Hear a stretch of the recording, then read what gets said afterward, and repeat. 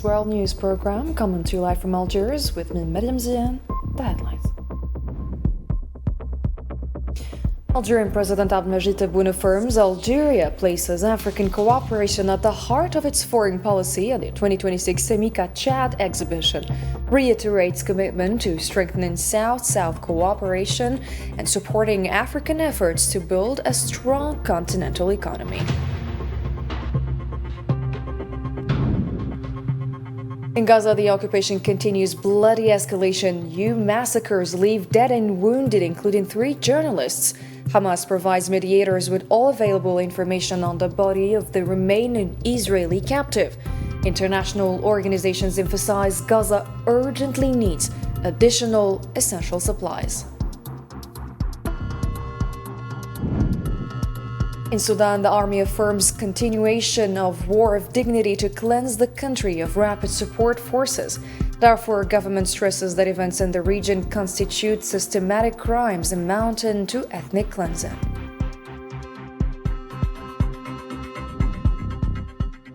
Hello and welcome back to the details of your nightly news. First, in our news file, Algerian President Mr. Abdelmajid Tebboune affirmed that Algeria's participation as guest of honor in the major continental event, the International Exhibition of Mines, Quarries and Hydrocarbons, Semica Chad 2026, reflects its firm commitment to supporting African cooperation and strengthening South-South partnership, stemming from a deep-rooted conviction that Africa's future is built by the hands of its own people and through the integration of its capacities and resources.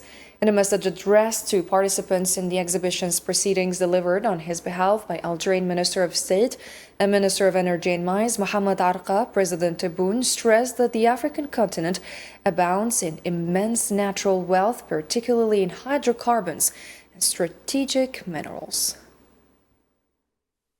We are certain that Africa's path towards unity and prosperity goes through strengthening economic cooperation that respects the sovereignty of each nation and strives to create local value. From this perspective, Algeria reaffirms its commitment to African cooperation based on solidarity, sharing expertise, exchanging technologies, and enhancing local capacities. We are also convinced that moving towards industrialization and valorization of oil, gas, and mineral resources is an urgent requirement and a fundamental pillar for achieving comprehensive and sustainable development and strengthening African states' sovereignty over their resources. We are also confident that this forum will allow strengthening partnerships between public and private stakeholders, launching new initiatives, and establishing the foundations for structural projects in the service of the prosperity of the Republic of Chad, the region, and the continent as a whole. The Algerian president has reiterated Algeria's readiness to share its expertise with sister African countries, particularly in the fields of exploration, production, processing, training, and research and development. In his address, President Tebboune emphasized that Algeria places African cooperation at the heart of its foreign policy and attaches special importance to structuring regional projects that enhance economic integration, support energy security, and promote shared developments.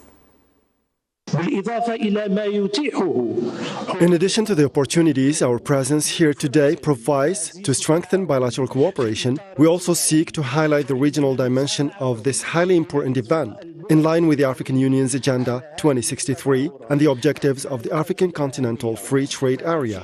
This event provides an excellent platform for dialogue, exchange, and partnership. These factors enhance African economic integration and allow for the exchange of expertise, technologies, and skills, and strengthen value chains in strategic sectors such as hydrocarbons, mining, and renewable energy in our continent.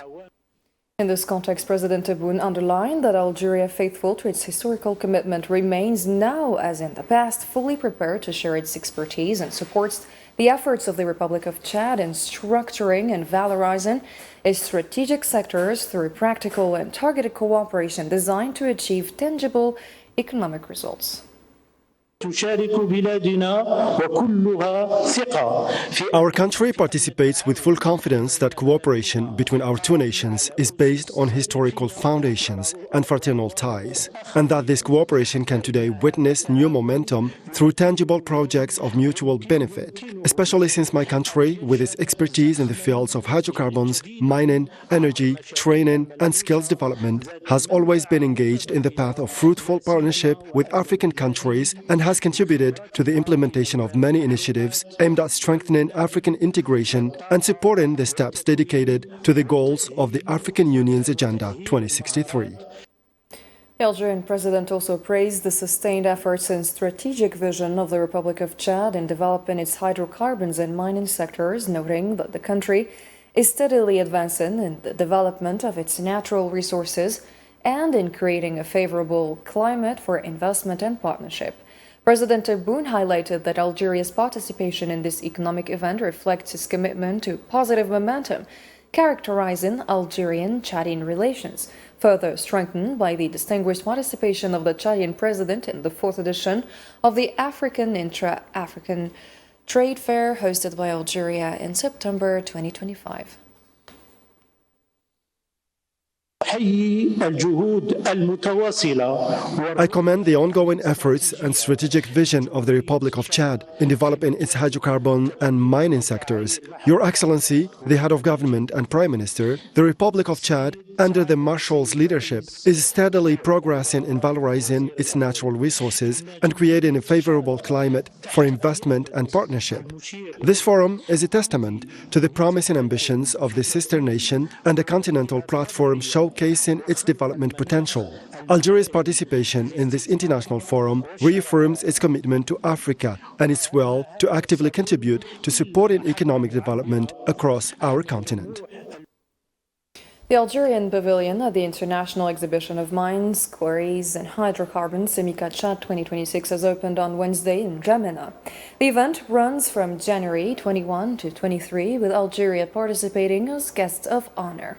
According to a statement from Algeria's Ministry of Energy and Mines, the opening ceremony is overseen by Chadian Prime Minister Al-Mayi Alina in the presence of Algerian Minister of State and Minister of Energy and Mines Mohamed Arqab, Algerian Minister of Industry Yahya Bashir, and Algerian Minister of Energy and Renewable Energies Murad Ajjal.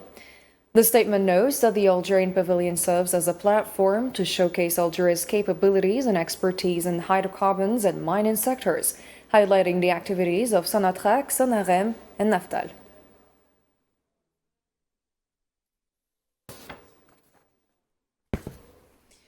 Algeria affirmed the need for the continent to move from a rent-based model to one of integrated development, founded on the valorization of natural resources and their transformation into sustainable added value. In his address during a high-level seminar held on the sidelines of the Semica Chad 2026 International Exhibition, Algerian Minister of State and Minister of Energy and Mines Mohamed Arqab stated that the transition toward integrated development lies in local industrialization, technology transfer, and the building of national and regional value chains in order to achieve tangible economic and social impact for the benefit of African peoples. The African continent is demanded today to move from the logic of rent to the logic of integrated development based on the valorization of natural resources and transforming them into sustainable added value through local manufacturing, the transfer of technology, and the building of national and regional value chains in a manner that achieves a tangible economic and social effect for the benefit of the African peoples. Algeria also renewed its commitment to supporting and strengthening African cooperation in the extractive industries through the exchange of expertise, the development of partnerships, and support for training and capacity building. Minister Arqab stressed that the future of Africa's resources must be built on a shared African will and within a strategic vision that ensures sustainable development and economic sovereignty. Algeria is working on developing major structural projects encouraging the local transformation of mining resources and reviving strategic branches in a manner that makes mines a fundamental pillar for diversifying the national economy and creating qualified job positions. Algeria renews the affirmation of its commitment to supporting the strengthening of African cooperation in the field of extractive industries through the exchange of expertise, the development of partnerships, and the support of training and the building of capacities. The future of African resources must be built with a shared African will and within the framework of a strategic vision that achieves sustainable development, economic sovereignty, and shared prosperity for the peoples of the continent. President of the Algerian Constitutional Court, Leila Aslawi, has received the President of the Constitutional Council of the Federal Democratic Republic of Ethiopia, Tedros Miratou Kedebe, at the court's headquarters on the sidelines of the 19th session of the Conference of African Constitutional Jurisdictions, according to a statement by the Algerian Constitutional Court. The statement explains that the meeting falls within the framework of strengthening Algerian-Ethiopian cooperation in the judicial and constitutional fields and supporting institutional partnership in a manner that contributes to consolidating the rule of law across the African continent.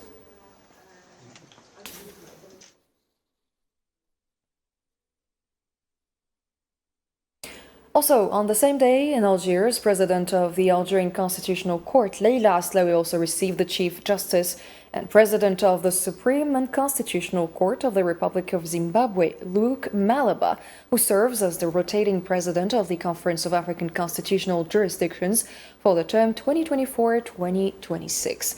According to a statement by the Algerian Constitutional Court, the meeting provided an opportunity to share institutional perspectives and leading constitutional experiences to explore promising avenues for deepening judicial and constitutional cooperation between the two constitutional institutions.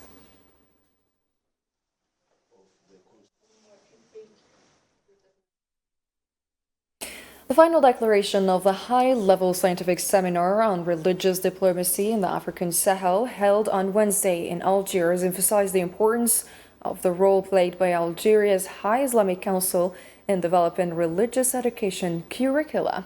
It called for the generalization of the experience of Quranic schools and zawiyas across the Sahel region as incubators of authentic religious reference, in a manner that promotes moderation and protects African identity.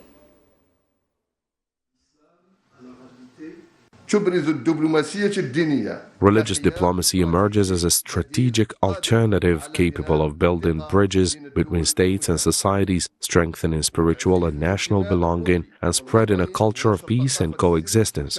This option finds its foundation in the historical role of Algerian Sufi orders and their extensions. Religious diplomacy emerges as an alternative arena for attempts to forge stability in the region by employing spiritual ties, jurisprudential doctrines, and transitional religious institutions as an effective, more capable, and sustainable means of achieving mediation, fostering understanding, and managing international relations. Participants in the seminar also affirmed that religious diplomacy constitutes a complementary tool to official efforts operating under the umbrella of national sovereignty to address conflicts and repair the social fabric. Let's take a listen. This vast African space has been plagued by numerous problems and major crises that have engulfed this extended coastline on the page of Africa. Resilience against every distant tribulation and every intractable tremor, from the relentless pressures of time and the brutal attacks of colonialism that wreaked havoc and inflicted untold suffering upon Africa. It was confronted by liberation movements that defied every hateful invader until the invaders were driven out in disgrace and defeat. Therefore, these peoples must stand against these agendas. They are Western agendas disguised in various forms, sometimes under the guise of intervention and development projects, sometimes under the banner of constitutional reform, and sometimes under many other pretexts. Their primary objective, however, is to plunder the resources that God has bestowed upon this region. Another important matter in which religious diplomacy should intervene is to utilize the role of scholars and religious figures who, as I mentioned earlier, enjoy acceptance within their communities. In occupied Palestine, 11 were killed and others injured by Zionist occupation forces' fire, including 3 journalists, in various areas across the Gaza Strip. Palestinian media outlets reported on Wednesday, citing Al-Aqsa Martyrs Hospital and Al-Nasser Medical Complex in Gaza, that Zionist forces opened fire on civilians both inside and outside their deployment zones in Al-Bureij refugee camp and Dir al-Balah in central Gaza, as well as Khan Yunis in the south of the Strip. This resulted in the killing of 8 Palestinians, including a woman and a child, and the wounding of others.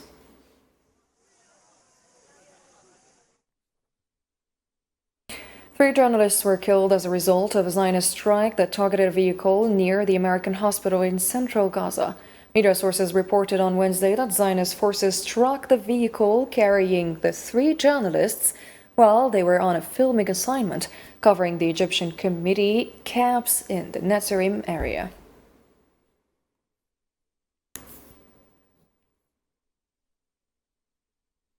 The Islamic resistance movement Hamas said it has provided mediators with all available information regarding the body of the last Israeli captive. Hamas spokesperson Hazem Qasem stated that the movement has responded positively to search efforts, adding that the Zionist occupation has repeatedly obstructed these efforts and is exploiting the failure to recover the body to evade its obligations under the first phase of the agreement.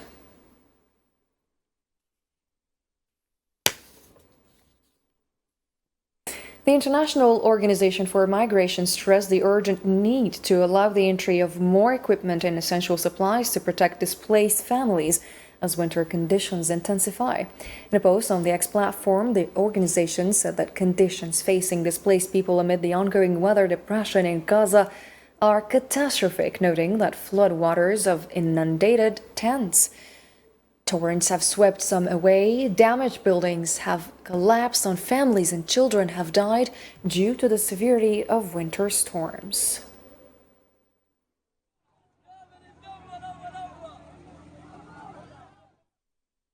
In the same context, a Palestinian family mourns their 7-month-old daughter, Shahad Abu Jarrad, who died from extreme cold in Gaza, highlighting the worsening winter crisis for families living in shelters without heat or basic supplies.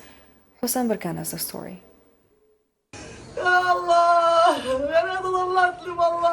Images reveal the deep suffering of Palestinians in the Gaza Strip. A mother's heartbreaking farewell to her daughter stands as a powerful testimony. The Palestinian family is mourning the death of their 7-month-old daughter, Shahad Abu Jarrad, who died from extreme cold after suffering cardiac arrest in Gaza's Al-Daraj neighborhood. We are facing extreme cold and very difficult environmental conditions in the Gaza Strip, where most residents live in tents that do not protect them from the severe cold. This has led to an increase in respiratory illnesses, worsened by other factors, including weakened immune systems, after 2 years of war-related suffering. Al-Shifa Medical Complex has recorded 4 to 5 deaths from extreme cold in recent days. The tragedy unfolds as Gaza's population endures harsh conditions, with families in overcrowded shelters lacking blankets, warm clothing, and heating, consequences of prolonged hostilities, as described by a grieving father. I live here without furniture, without blankets, without heating or electricity. There is nothing. Life in Gaza is very difficult, and everything is destroyed. My wife is malnourished and cannot breastfeed because she has no food. As winter deepens and hostilities continue, heavy rain has further worsened conditions for displaced families, increasing their vulnerability. We have no shelter, and my daughter died from the cold. I woke up to find her frozen and unresponsive. Since the start of winter, around 10 children have died from extreme cold in Gaza amid a lack of aid and heating. The deaths highlight the scale of the humanitarian crisis, particularly for displaced families living in makeshift shelters.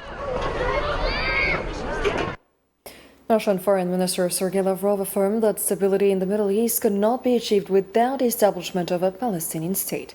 Speaking at a press conference in Moscow, Lavrov stressed the need to implement United Nations resolutions related to the establishment of a Palestinian state as a prerequisite for a long-term solution to the Middle East issue. Russia has received an invitation to participate in the Peace Council established under the Gaza Peace Plan, and Moscow has received a draft of the Council statute. Stability in the Middle East cannot be achieved without the establishment of a Palestinian state, and a lasting solution for the region is essential. 2 Lebanese citizens were killed Wednesday in Israeli shelling targeting southern Lebanon. An Israeli drone struck a vehicle on Zahrani Masyala Road, killing one, while another died in a separate strike on Bazouriya Road. The attacks continued despite the ceasefire that took effect on November 27.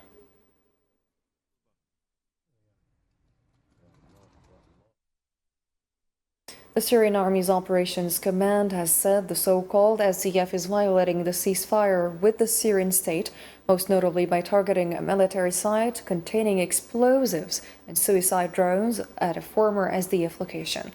In a statement to Sana on Wednesday, the command reported that the strike at the farmer site in the Al-Rayayorbia crossing area of Hasaka countryside killed and injured several soldiers. The statement called the attacks a dangerous escalation and a clear breach of the ceasefire, reflecting the group's intent to continue targeting Syrian forces and disregard previous agreements.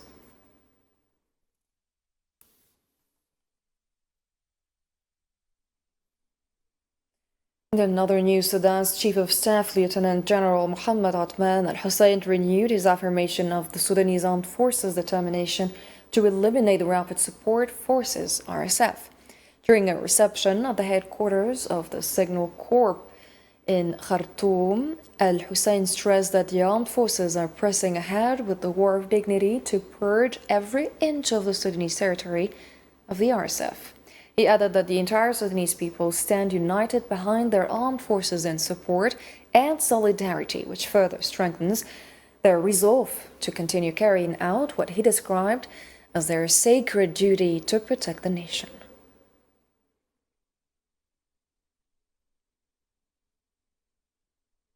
The Darfur regional government has condemned the Rapid Support Forces' attacks on cities and civilians as crimes against humanity and ethnic cleansing. Spokesperson Ahmed Janab called on the international community to hold the RSF accountable, label them a terrorist group, and stressed that Sudan's unity must be preserved with the RSF required to lay down arms and surrender.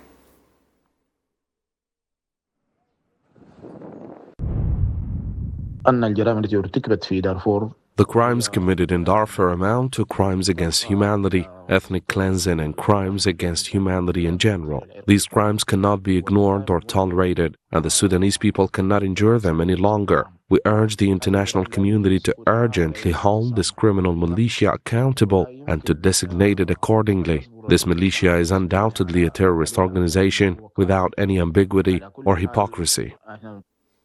The Sudan Doctors Network warned that the suffocating siege imposed by the Rapid Support Forces and their targeting of health facilities in Kordofan signal an imminent and catastrophic crisis.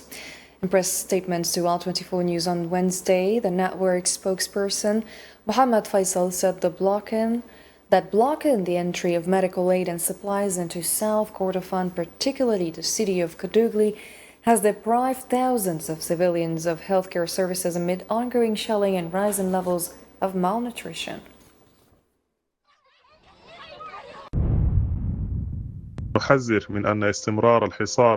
We warn that the continued siege and targeting of health facilities would lead to an imminent humanitarian catastrophe, given that tens of thousands of civilians rely on these facilities and malnutrition is on the rise among children, women, pregnant women, and the sick. The work of international organizations has been hampered, and some have been forced to withdraw due to the bombing and systematic attacks on civilians and humanitarian facilities.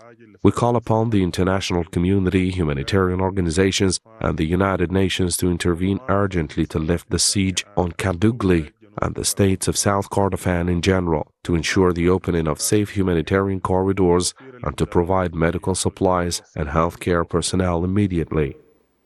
U.S. President Donald Trump ruled out using force in his bid to acquire Greenland, claiming the U.S. alone can protect the Danish territory. Speaking at the World Economic Forum in Davos on Wednesday, he criticized some European allies over Greenland as well as their energy, environmental, migration, and geopolitical policies. Trump did not specify the agreement he seeks with Denmark, saying it will be decided through the upcoming negotiations. Of Greenland.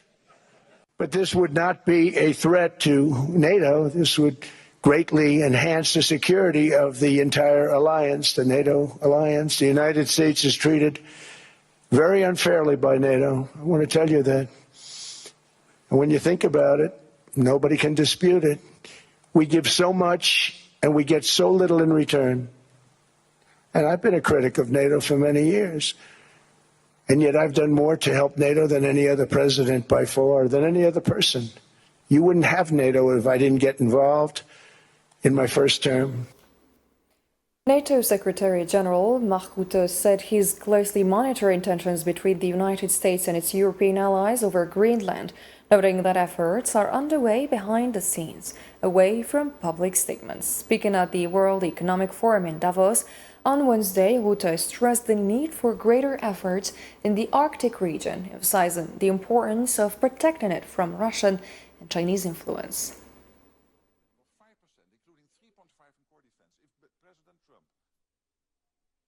European Commission President Ursula von der Leyen called U.S. threats of new tariffs over Greenland unacceptable, emphasizing that the island's future should be decided by its people. Speaking to European Parliament in Strasbourg on Wednesday, she urged stronger EU unity and strategic autonomy, announcing major investments in Greenland's economy and infrastructure. European Council President Antonio Costa warned that additional tariffs could damage transatlantic ties and violate agreements, affirming the EU will defend its interests against any pressure.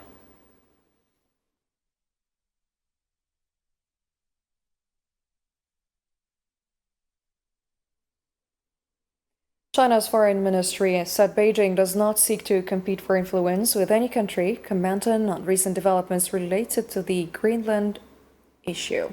Responding to a question on Wednesday, Foreign Ministry spokesman Gu Jiakun stressed China's commitment to upholding the UN-based international order regardless of changes in the global landscape.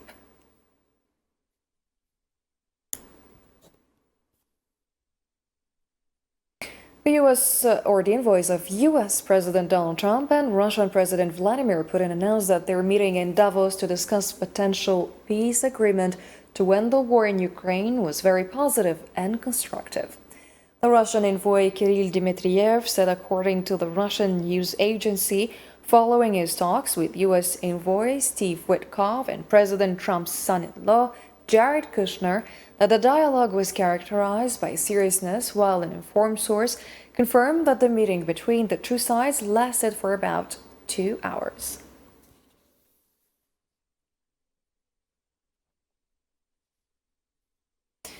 The Russian presidency said it is awaiting updates on the U.S., EU, and Kiev discussions over Ukrainian settlement, stressing Moscow must be informed of consultations. Kremlin spokesman Dmitry Peskov added on Wednesday that Russia expects the information in due course, noting there is nothing to publicly report on talks in Davos between envoys of Presidents Putin and Trump.